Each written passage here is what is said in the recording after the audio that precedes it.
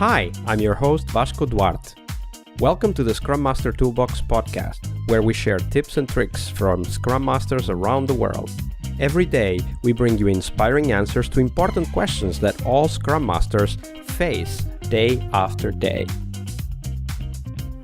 Hello everybody, welcome to our Wednesday Leading Change episode this week with Mahesh Jade. Hi Mahesh, welcome back. Hey Vasco, happy to be here again. So Mahesh, let's dive into change, and of course we like to call it change leadership because after all, as Scrum Masters, we are very often involved in those change processes that happen in organizations, whether it's personal, team level, organizational level, there's always something going on. So walk us through one of those stories, a change process you were involved with, and especially explain to us what were those tips, those tricks, those techniques you learned back then that you still apply today. Yeah, absolutely. I think being a Scrum Master and Agilist, I think it is a journey to learn better ways of bringing in the change. And in that journey, I think when I started, I remember as a facilitator, I have heard at some point of time that we have to be really vulnerable. And that is a tough quality to have. Sometimes we will try to be vulnerable. We'll try to disassociate ourselves from the outcome of that meeting or that particular initiative, but we still have to go about that. And that is a space I think we evolve over the period of time. And so generally how I look at it is I try to adapt the conversation on the way. I get started with something and I try to multiply things on the way. So I do not stick to what I have in the beginning into my mind when I'm proposing some change so it applies in a very generic way to any particular conversation or to a particular change that we want to bring in. So I think one of the things that helped me is that if I disassociate myself from the outcome of that particular thing, that goes really well. So you talked about different things that I really want to explore. Like so far, we are very much in the generics. So what does it mean when you're working in a change process, right? You know, agile adoption, helping the team adopt some new practices, whatever that kind of change might be. What do you mean by being vulnerable in that context? Yeah. So I think I remember one of the incident when so we were in one particular project and in one particular organization, we used to have a particular storyboard and where we have mapped some stories for particular iterations. And we were observing that every sprint after sprint and iteration after iteration, those stories are moving to the right. And people are saying, we need some more time or we need to split the story at the end of the iteration. And there we wanted to bring some change.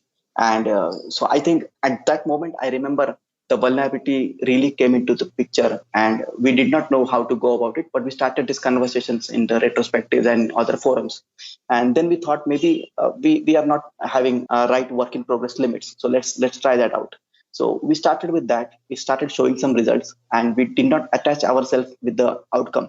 And after 2 sprints, we realized that, okay, limiting the epics that we pull in for a particular iteration is helping us. So we started continuing with that practice. So I think this has stayed our notion that we stay very vulnerable. We just propose something. We go about that, experiment that for 1 or 2 weeks, and we just take an idea about the progression. If we are going in the right direction, it's okay to continue, or we are okay to discontinue as well. Absolutely. So when we talk about, adopting something new, whatever, it might be agile, it might be just a practice, like you said, limiting the epics in progress for a particular team.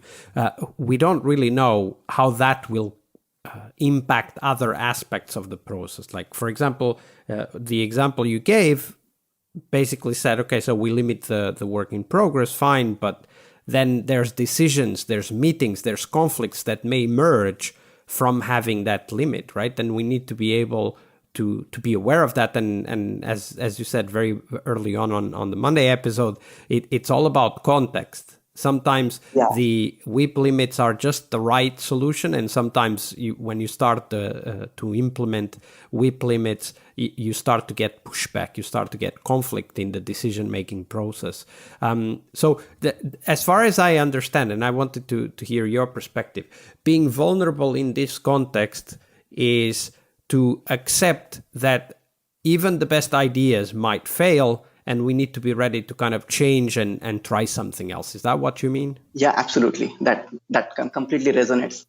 So as we do that, as we start proposing ideas or just pick up the ideas that the team members themselves propose, there is a problem though, because there's this expectation that whatever we try will work, right? And it might not even be from the team; it might just be from management. So how do you manage those expectations? Because it's not only about the team succeeding, that's important, obviously. It's also about how the people around the team react to the things that we try. Yeah, absolutely.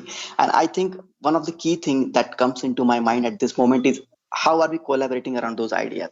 So if we are looking at any particular situation or we are trying to brainstorm around that, have we got the right set of stakeholders or right set of people into that meeting where we can really validate and where we can really focus on the bigger picture than only a part of the problem. So I think we have been doing that into our retrospectives. We try to invite some of the other people who are really not working with us and day in and day out.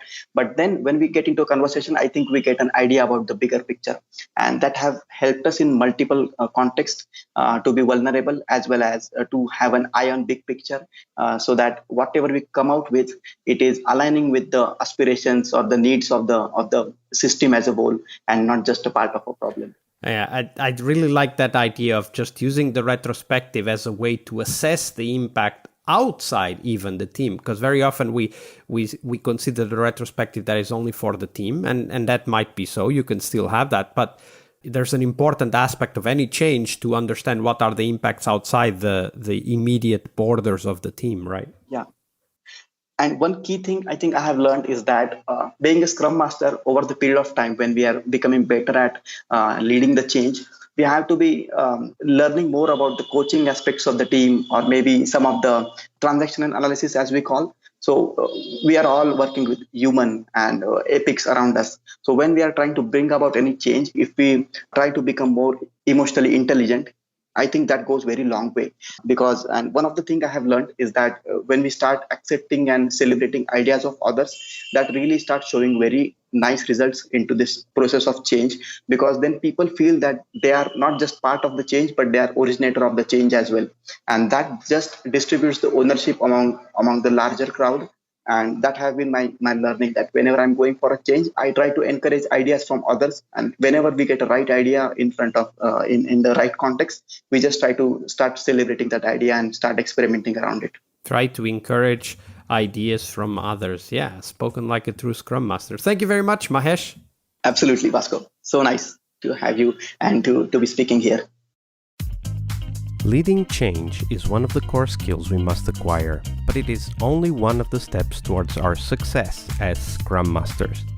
Tomorrow, on Success Thursday, we will talk about how to define success for the Scrum Master role.